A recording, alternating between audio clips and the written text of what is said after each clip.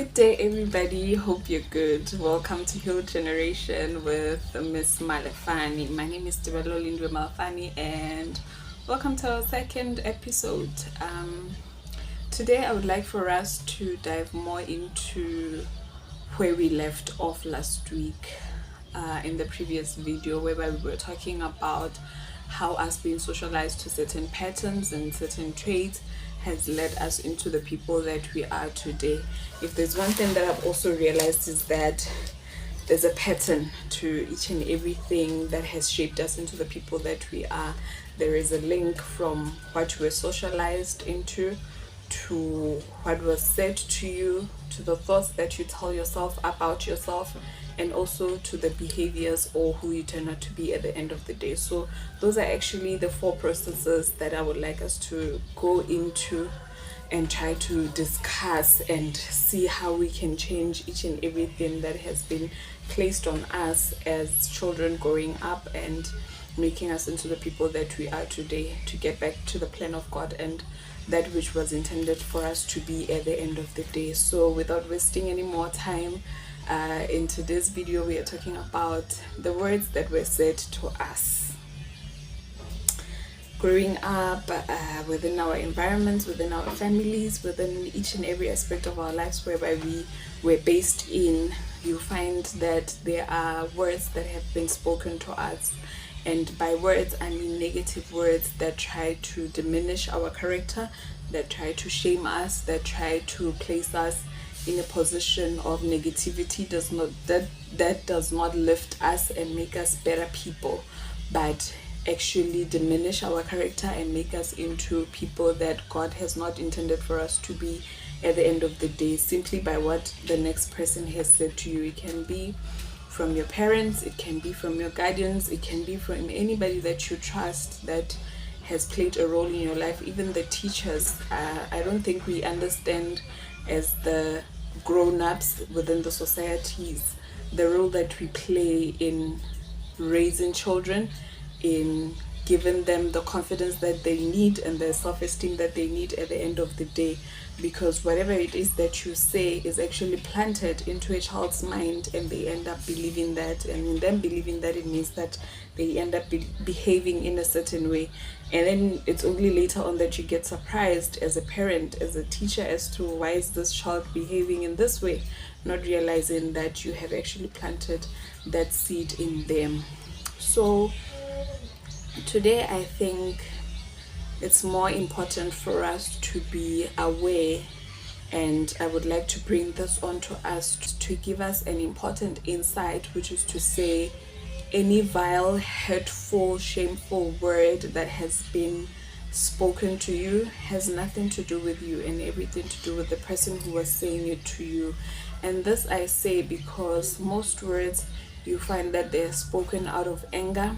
Most words are spoken out of experience, what the next person has gone through. Most words are spoken just out of who that particular person is, because if you are kind, if you are loving, if you care about the next person, this means that you will care even about the words that come out of your mouth to that person. So it means that if that love is not within you, if that care is not within you, as a parent, as a guardian, as a teacher, as a mentor, as a coach, as somebody who is higher or older than the child, if you are not aware of the words that you speak and you do not realize its impact, then you will just get to say anything to that child that can actually try to destroy their future and who they turn out to be at the end of the day. I mean, by these words, I mean there are harsh words, painful words such as you are useless, you are stupid. You can imagine as a child getting that from a teacher, somebody who's supposed to instill knowledge in you, and then somehow they have just concluded and labeled you as somebody who's stupid. There is no confidence that will come out of you. You will not even believe in yourself, not even just in school, but even later on in life. Because if there's one thing I realized is that affirmed children and children who were not affirmed, there's a huge difference between the two. You find that children who were affirmed, children who were shown love, children who were encouraged in different aspects of their lives as to what they do, what they partake in, that parents encourage them, teachers encourage them. Words of positivity were planted into what they were doing. You find that they thrive more later in life, unlike children who were not assured, children who were neglected, children who were verbally abused. You find that for them it turns out very different. You find that they end up having low self-confidence, low self-esteem, not believing in themselves or anything that they take part in the future. And that is painful, because that is not the intention that an individual is bound to grow into. As you grow up, you're supposed to explore life and explore it, and believe that certain things that you can start in your life, they will eventually lead into something. But if you start something in life with that mentality that has been planted in you, that I am not valuable, I am not good at anything, I am not wise, I'm not knowledgeable, I'm not brilliant, like, you can imagine the impact that that has on an individual. You will end up not doing anything about your life, with your life. You end up just being stuck in those words that somebody has spoken to you, while the next person has actually not even realized the impact that those words have had on you. So today I would urge us to do better, to practice something that maybe was not practiced with you as an individual. You find that most of these experiences that we have are things that maybe your parent grew up in them. They were not validated. They were given such a harsh life, so much that that is like the only thing that they know. But for us, I believe that with the knowledge that we have, we can actually do something that is different. We can try to learn to be better people for ourselves. We can try to learn to be better people for our children and everyone else who's around us, by doing something that is different from what was done to us, what was spoken to us, and what was socialized to us as normal behavior. So going into the word of God, as we always do, I would like for us to read in Jeremiah chapter 1. I think this is a verse that most people are familiar with, but if you're not, in verse 4, it says, "Now the word of the Lord came to me, saying, Before I formed you in the womb, I knew you. And before you were born, I consecrated you. I appointed you a prophet to the nations." And this is something that is so reassuring, so affirming to me as an individual, which is why I always say it's best that we navigate this life based on the word of God, because that is the one thing that is going to guide us. We may think that our parents are going to be our guide in this life, only to learn that they have their own experiences and they've gone through their own traumas, of which they are just going to portray on us, and they do not get to give us the right direction as to how we can do better. But when it comes to the word of God, it brings us back to the blueprint, back to what God has intended for us to begin with. I mean, if he says to Jeremiah that I knew you, even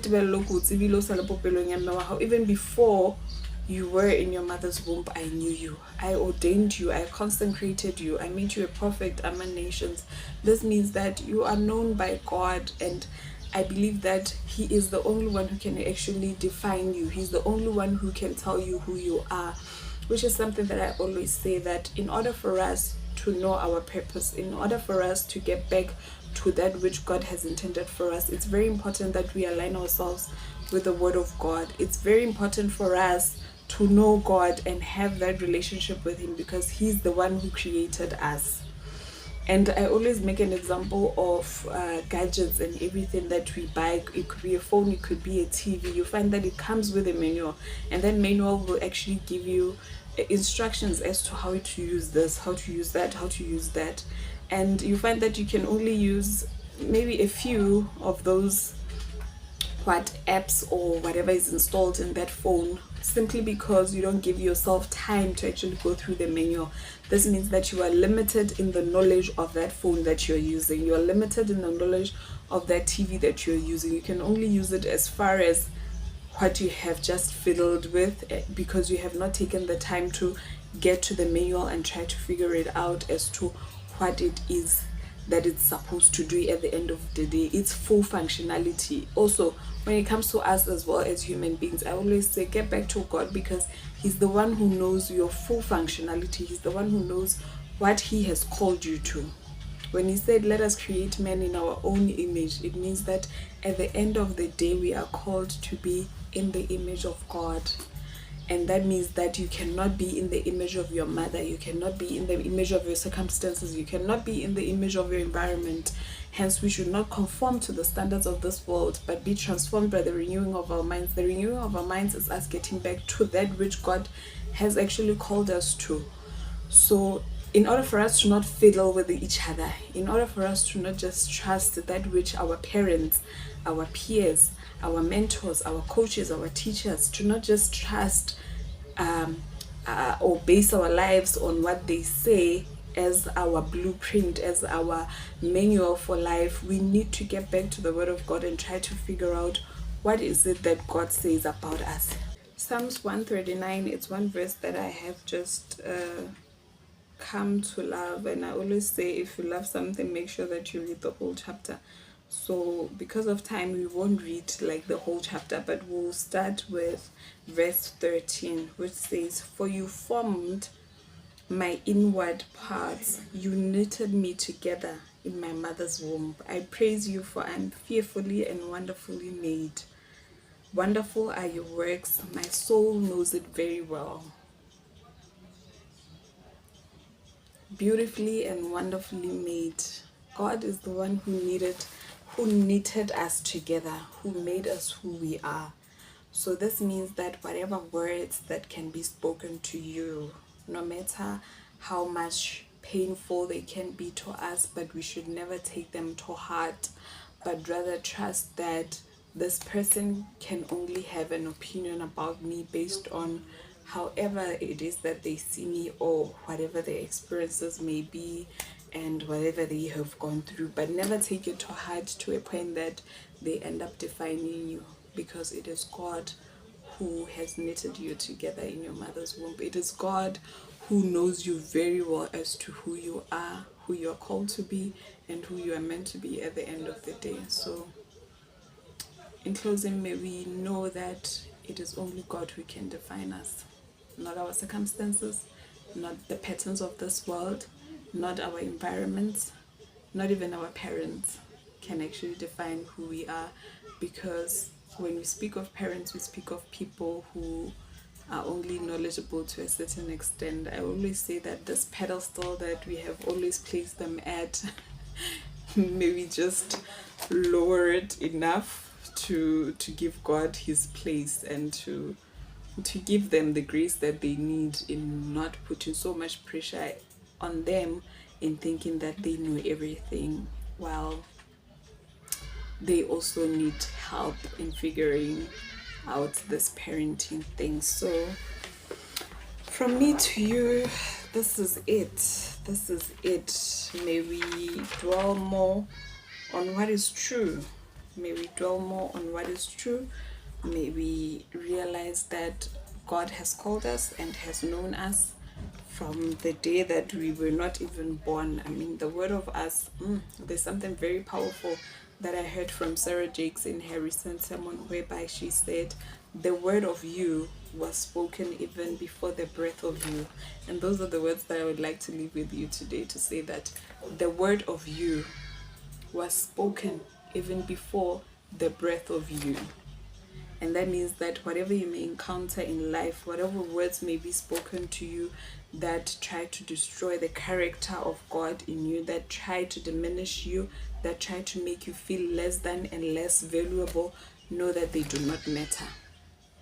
And if needs be, just know that you have the right, you have an opportunity to start afresh each and every day. I always say that as long as you get to wake up in the morning, know that you are given an opportunity to do things differently. And this means that you can rewrite your own story. You can actually write the words that you want to define you. I am confident. I am beautifully and wonderfully made.